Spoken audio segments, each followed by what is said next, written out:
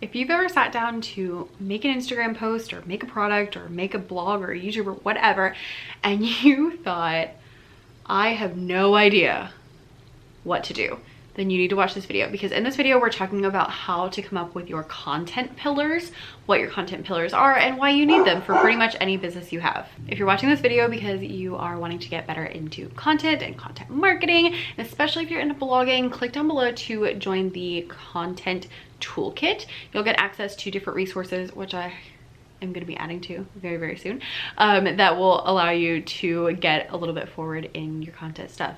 And maybe I'll even make you some content pillar worksheets. Yeah? Because I am a teacher, so you know, teachers worksheets.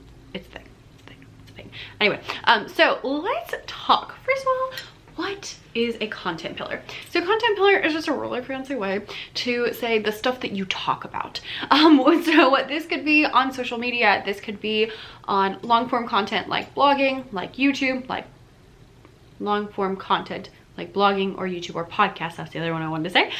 It could be in your products, what products you're making, and it all has to go with like your niche and just kind of what you talk about. The idea of the content pillars is basically, it's like, you know, holding up your business pillars going up, and it's the couple of things that you talk about. So this could be directly related to your niche, or it could be a little bit outside if you want something maybe just a little bit for fun. When you are not sure what to post, these are the things that you go back to. Like me, today, I was like, I don't know what to film.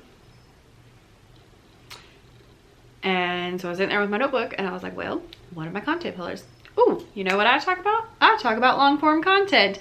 Let's talk about how to make content pillars so you know what to put in your long form content. By the way, long form content is just long content, so blog, YouTube, podcast. Cool, cool. So content pillars are just something to help you out, and it's really helpful both for you as the creator and for the consumer, because as a creator you know what to post and what not to post. If you're like, well, this is kind of outside of my area, you don't need to post it. Or if you're like, oh, this aligns perfectly, then post it. Or if you don't know what to say, then look at your content pillars and be like, what can we talk about here? What can we talk about here? What can we talk about here?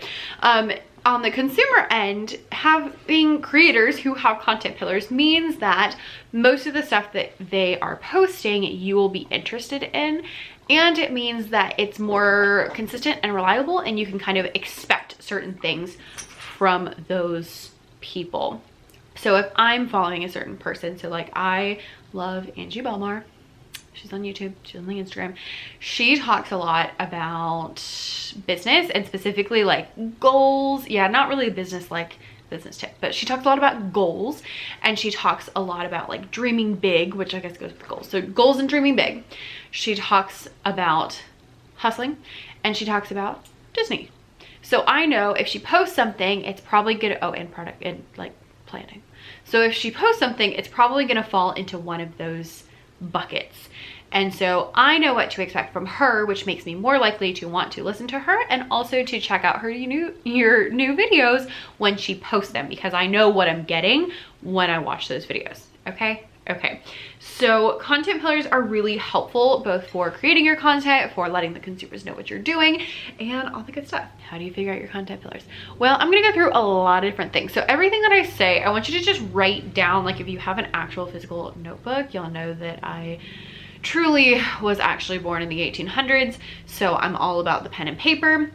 But you can do it in your phone if you want. But as I say things, I want you to just write down like the first thing that pops into your head. So what's the first thing that pops into your head when I say this? What's the first thing that pops in your head when I say that?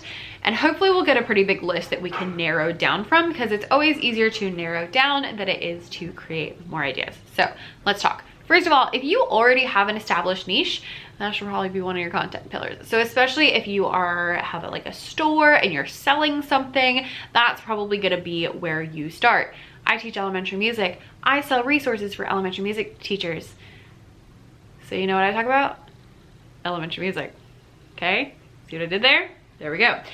So that is something that you can do. Just obviously if you have a niche, that should definitely be at least one of your content pillars. So when I talk about Angie Belmar, her products are planning products. She makes planners and like planning accessories and stuff like that.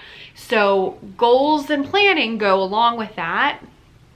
Disney doesn't really go along with that. Sometimes she makes Disney inspired things, but for the most part, that's not necessarily something that goes with her like product niche, but she adds it in there and it, you know, is something people are interested in. That's what we're going to talk about. So it doesn't, not all your content pillars have to be within your niche, especially I'd say on social media.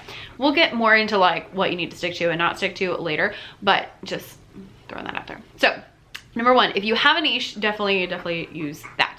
You can also get more specific. So like I teach elementary music, but I typically talk about things like centers and other things, movement activities, really easy things to implement because I like making things that are easy for other people to do. I think we're about to have a guest. Hello. Yep, all right. Second thing is things that you love or are really passionate about. So this could be, you know, obviously it's something that you probably want in that niche. But for example, I am really passionate about centers. So I talk about using centers in music class. Other things could be, you know, I really like coffee. And so we talk about coffee quite a bit. I have these 2 crazy dogs and so I talk about them. So there's different things in there that you can kind of post. But if you have something that you're really passionate about, that you really like, if it's a hobby, if it's whatever, you can do that. Write it down. What are you passionate about? Write it down. The next one kind of goes off of that, but if there is something you can't stop talking about, we should do that. For example, I love talking about how to make money online. I can't stop talking about it. I've convinced not 1 but 2 teachers at my school to start their own Teachers Pay Teachers stores, and every day I'm like, can I see your store? What are you doing? Can I help you? What do you want? Can I give you suggestions? And I'm trying really hard to not be like overly obnoxious about it, but I love talking about it, and that's why I have this whole YouTube channel, because I love talking about TPT and I love talking about making money online because it's changed my life so much that like I just can't stop talking about it. So if you have something you can't stop talking about, that's something that you probably should add to your list. Next up is, well, the next couple are more like if you already have an audience. So things that your audience needs. For me, I teach elementary music, so I have K through 5, but I get the most requests for the upper grades, 4th and 5th grade. And this may not be, you know, the same with you. You might get more requests for younger grades. You may not be a teacher at all, but I get most requests for the older grades, 4th grade, 5th grade. They're like, how do I get my 5th graders engaged? How do I get my kids to do this? How do I get them under control? How do I classroom management? Like all of those things are things that I get asked a lot. And so those are things I talk about a lot because my audience asks me. Also, I have, you know, videos about my favorite 4th and 5th grade lessons, and they usually do better than my favorite 2nd and 3rd grade lessons or my favorite K and 1 lessons. So I pay attention to those things and notice, and because of that, that is one of my content pillars for my Becca's Music Room, because that's a question I get asked a lot. My audience needs lessons for the older grades that are engaging, that are easy to implement, and that the kids are actually gonna like, and that the kids are gonna learn from. So that's what I work on. So if your audience is asking for something, or if you notice trends in content you already have, do more of that. Which leads us to the next one, and that is if you have products, whatever sells well is probably something you should include in your content pillars. So if you have certain products that sell really well, those are ones you want to include.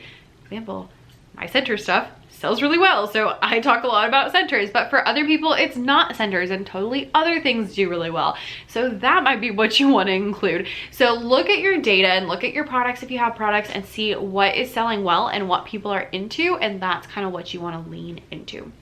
Hopefully by now you have a little bit of a list of what you want of all these different content pillars. Some of them are going to be more relevant than others. I would suggest you narrow down to like 3 to 5 things that you can talk about. So that way, again, we have enough consistency that people know what to expect when you are posting, whether that's long form, whether that's products, whether that's whatever. If I suddenly, you know, post like a reading activity, people are going to be like, that's weird. And it might sell, or it might, you know, if it's a blog post, it might get some traction, but for my existing audience, it's gonna be a little bit weird. So having those content pillars really helps you to stay on brand and really helps establish that brand so that you then have things to talk about. Now, I have to stick to my content pillars. It depends. So if you're doing long form content that is podcast, blogging, and YouTube, I would highly recommend you stick to your content pillars and you stick to more central things. If you are a writer and you make YouTube videos about writing, then things that would be, you know, pertain to your niche would be things that are, or things in your content pillars. You might be like books that I've read, writing tips, and something else. On certain platforms, they're going to be a lot more lenient than others. So long form content, especially podcasts and blogging, you want to stick to your content pillars more. I would say blogging and podcasts, like stick to them really heavily. I'm not going on my blog and like posting about my Disney trip because that would be weird. YouTube has a little more leeway, but YouTube also has a really strong algorithm that likes to suggest videos that it thinks your audience will like. And so if you're outside of your content pillars, it probably won't even suggest it to your people. That doesn't mean you can't do it, but it just means it's not the best. If you're doing podcast or blog, I would say stick to your content pillars like pretty much 100%. Or, you know, you can go a little outside, but not super far outside. On YouTube, you have a little bit more leeway, and on social media, you have way more leeway. You still want to stick mostly to your content pillars, but you can add more fun things and behind the scenes things on social media. So on social media, like if you go follow me for this account, what would be at becca.e.davis. That's where we talk TPT and business and that kind of stuff. You're gonna see things about teachers pay teachers. You're gonna see things about business. You're gonna see hopefully inspiration and motivational things. You might also see this one because she's so cute. You might also see that I talk about planning because that's related, but it's not like super related. I might also throw in something about Disney because I love Disney, but it's not a content pillar, so it's not something that I'm talking about 24/7. If I had a Disney page, then obviously I would talk a lot more about Disney. And if I had a Disney page, then I would probably talk about like Disney movies, Disney park food, outfits for Disney parks. I can't tell you how many times I've wanted to start a Disney page, but I really don't need to do that. So here we are. So there's different levels of how much you need to stick to your content pillars depending on where you are. There's even levels in the levels, because like on Instagram, if you're posting to stories, it's different than if you're posting to your feed, and your feed needs to be a little more closely aligned, whereas your stories, you can, you know, have some random things every once in a while and it's totally fine and no one cares. So there's different levels depending on where you are. Okay. Now, finally, I want to talk a little bit about getting out of your content pillars. Specifically, not necessarily like, oh, here's a random thing, but I don't want you to feel so stuck with your content pillars that you don't ever try something that you maybe want to do, especially if you're thinking about changing those content pillars. If you're like, hey, I'm really into this and I would like to add it to my content pillars, you can try it and you can test it out and see how it goes, but just be aware that it might work and it might not work, and that's okay. Everything in business is just we try things, hopefully things that are data backed and strategy based, and then we see if they work, and then we adjust from there. So have your content pillars. If you want to change something or try something new, try it.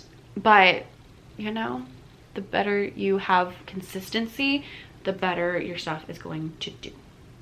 So that's a little bit about content pillars. You can use them for anything. If you're using them for blogging, let me know down below. If you're using them, actually here, just let me know what you think your content pillars are down below. Here on this channel, we talk TPT, we talk long form content. I feel like we should have a third. Let me know what my third one should be down below.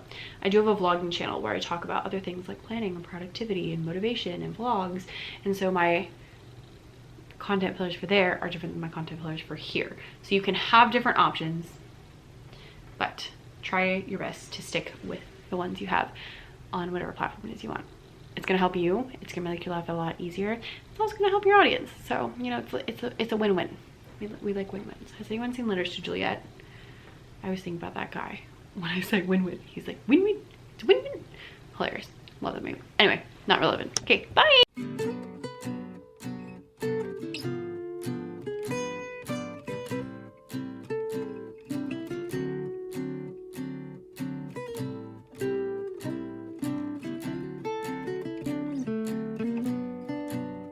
Bye.